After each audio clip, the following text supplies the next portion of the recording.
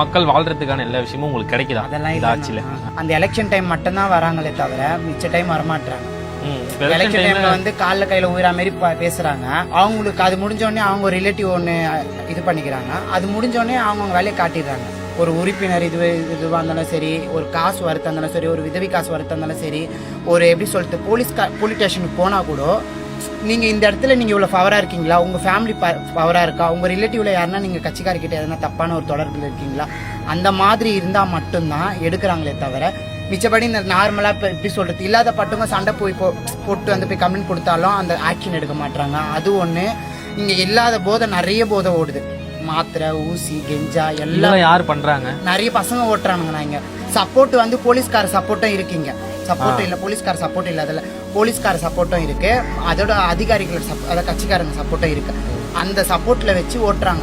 ஆம்பளையும் ஓட்டுறாங்க, பொம்பளையும் ஓட்டுறாங்க. இருக்கிறதுனால அடுத்த வர பசங்களும் கெட்டுறாங்க. முன்ன வரைக்குமே கேமரா இதுவும் ஆகல. இப்படியே இப்போ ரீசனா ஒரு கொலை கூட நடந்தது இங்க போனையில டிக்கெட். அப்பயும் ஒரு கேமரா எவிடன்ஸ் இல்லை. இங்க ஒரு ஆட்டோ இருந்தது, அதுவும் இதுவும் இல்லை.